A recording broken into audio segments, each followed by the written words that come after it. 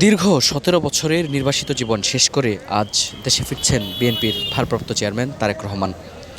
তারেক রহমানের এই স্বদেশ প্রত্যাবর্তনকে ঘিরে রাজধানীতে নেওয়া হয়েছে সর্বোচ্চ নিরাপত্তা ব্যবস্থা।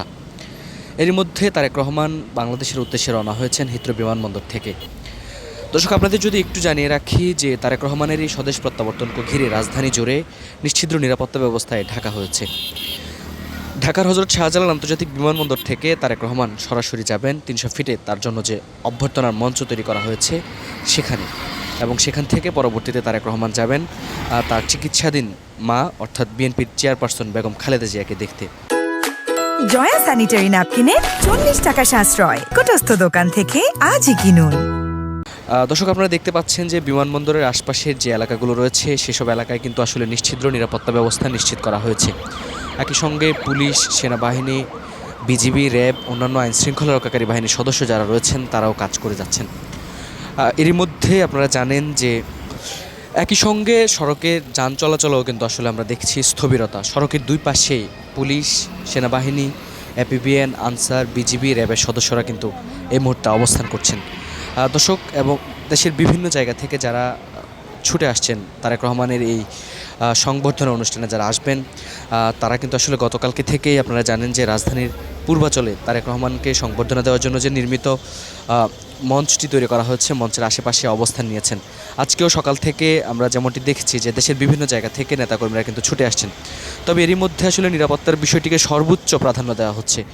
আপনারা জানেন যে সরকারের পক্ষ থেকেও নিরাপত্তা ব্যবস্থাটিকে সর্বোচ্চ প্রাধান্য দিয়ে আইনশৃঙ্খলা রক্ষাকারী বাহিনীর সদস্যদের মোতায়েন করা হয়েছে। দর্শক, আপনাদের যদি একটু বলে রাখি, ঢাকার হজরত শাহজালাল আন্তর্জাতিক বিমানবন্দরের যে আশপাশের যে সড়কগুলো রয়েছে সেসব সড়কে নিরাপত্তা ব্যবস্থা কিন্তু জোরদার করা হয়েছে। একই সঙ্গে আন্তর্জাতিক বিমানবন্দরের আশপাশ থেকে শুরু করে পূর্বাচলের ৩০০ ফিট যে এলাকাটি রয়েছে পুরো এলাকা জুড়েই কিন্তু আইনশৃঙ্খলা রক্ষাকারী বাহিনীর সদস্যদের যে প্রহরা সেটি কিন্তু রয়েছে। এবং বিমানবন্দরের আশপাশে কিন্তু আসলে জনসাধারণের যে চলাচল সেটিও কিন্তু আসলে অনেকটাই সীমিত এই মুহূর্তে রয়েছে, এবং তাদেরকেও আসলে আমরা যেমনটি দেখছি যেসব যানবাহন বিমানবন্দর এলাকায় প্রবেশ করছে কিংবা যারা বিদেশগামী যারা রয়েছেন তাদেরকেও কিন্তু আসলে শুধুমাত্র একজন যাত্রীকে ভেতরে প্রবেশ করতে দেওয়া হচ্ছে। এছাড়া যাত্রীর সঙ্গে আসলে একাধিক সঙ্গীকে কিন্তু আসলে ভেতরে প্রবেশ করতে দেওয়া হচ্ছে না। দেখতে পাচ্ছেন যে বিমানবন্দরের যে ৮ নম্বর গেটটি রয়েছে সেই ৮ নম্বর গেটে প্রবেশের ঠিক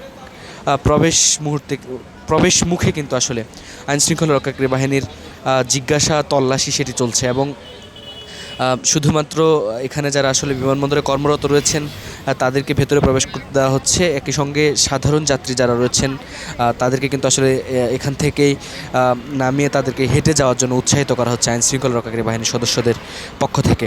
দর্শক, সকাল থেকেই কিন্তু বিমানবন্দর এলাকায় নিরাপত্তা জোরদার রয়েছে। বেলা ১১টা ৪৫ মিনিটে তারেক রহমানকে বহনকারী যে বিমানটি রয়েছে সেটি ঢাকার হজরত শাহজালাল আন্তর্জাতিক বিমানবন্দরে অবতরণ করার কথা রয়েছে। এরপরই তিনি সেখান থেকে অভ্যর্থনার মধ্য দিয়ে নেতাকর্মীদের অভ্যর্থনা শুভেচ্ছার মধ্য দিয়ে কিন্তু তিনি পূর্বাচলের ৩০০ ফিটে যাবেন, এবং সেখানে তার জন্য যে মঞ্চটি তৈরি করা হয়েছে সেখানে তিনি প্রধান অতিথির বক্তব্য রাখবেন। এবং বিএনপির পক্ষ থেকে যেমনটি জানানো হয়েছে সেই মঞ্চে কিন্তু আসলে শুধুমাত্র তারেক রহমান বক্তব্য রাখবেন, এবং বক্তব্য রাখার পর তিনি সেখান থেকে রাজধানীর এভারকেয়ার হাসপাতালে যাবেন এবং চিকিৎসাধীন বিএনপি চেয়ারপারসন বেগম খালেদা জিয়াকে দেখে তারপর তিনি সেখান থেকে যে গুলশানের বাসভবন রয়েছে সেখানে যাওয়ার কথা রয়েছে।